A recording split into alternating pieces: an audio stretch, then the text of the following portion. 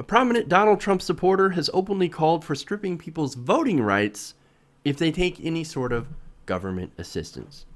Now, this is Wayne Allen Root. And during an interview with radio host Rob Schilling on Monday, Root openly called for stripping welfare and Medicaid recipients of their right to vote and said that women who get, quote, free contraception should also be barred from voting as well. I have a clip of that. Let's listen. We're evenly divided between the makers and the takers. And so the middle class is basically paying, and the poor get everything free. And it's a disaster. And I just saw a map on the internet. Some social scientist did a map of America in the 2012 election. They showed the electoral votes that really happened between Obama and Mitt Romney. I think Romney lost like 303 to 202 or something like that. It's about 100 votes. And they took the same map if you only allowed taxpayers to vote. Yes. A Republican sweep of like 47 out of 50 states. So if the people who paid the taxes were the only ones allowed to vote, we'd have landslide victories, but you're allowing people to vote. This explains everything.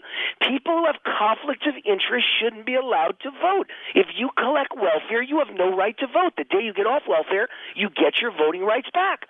The reality is, why are you allowed to have this conflict of interest that you vote for the politician who wants to keep your welfare checks coming, and your food stamps, and your aid to dependent children, and your free health care, and your Medicaid, and your Medicare, and your Social Security, and everything else? And by the way, Social Security shouldn't count because it's not really an entitlement because you paid in to get the money out. But in general, most of the things I just rattled off should preclude you from voting. Social Security should not. Medicare should not because you paid into the system. But all the other stuff, all the other goodies, free Obama phones and free contraception, you know what? You can get them, but you shouldn't be allowed to vote. It's a conflict of interest. Take that away, we'd win every single election in this country. All right, this guy's a moron. He's wrong on a lot of different counts. Okay? He's an idiot. He's also un-American. Okay? But first, I want to go to his argument. Let's go to the substance here, right? Basically, he says anybody who has a conflict of interest with the government, i.e. gets something from the government, shouldn't be allowed to vote. Well, if that were true, then no one would be allowed to vote. We all have a conflict of interest. We all get some sort of benefit from government actually being there. Now, for example, rich people tend to get, tend to vote Republican so they can get favorable regulations or reduce regulations and lower their taxes and get special things back.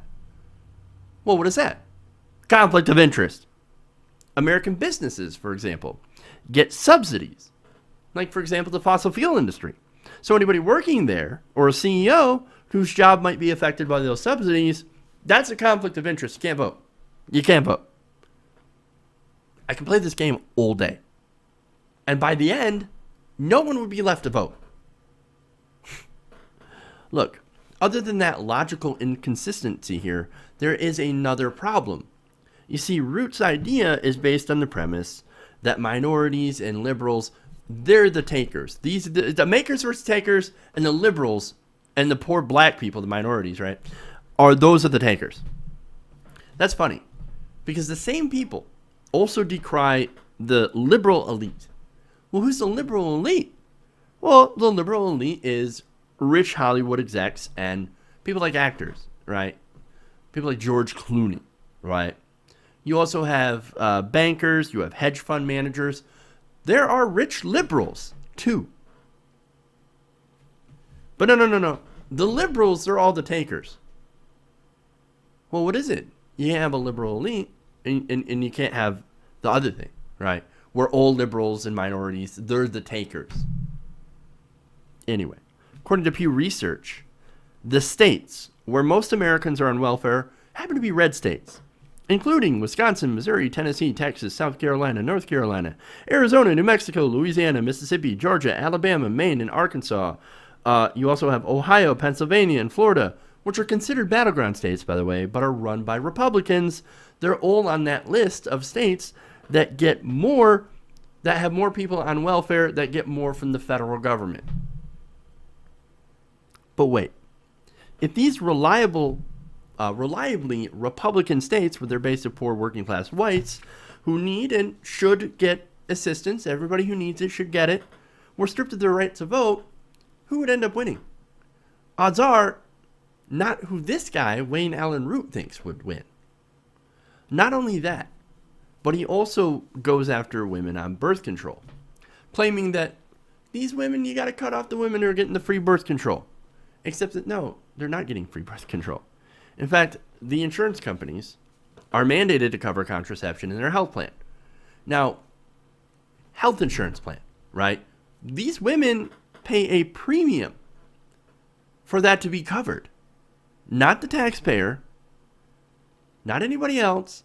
The women pay that. They just say, hey, I would like this included in my health plan.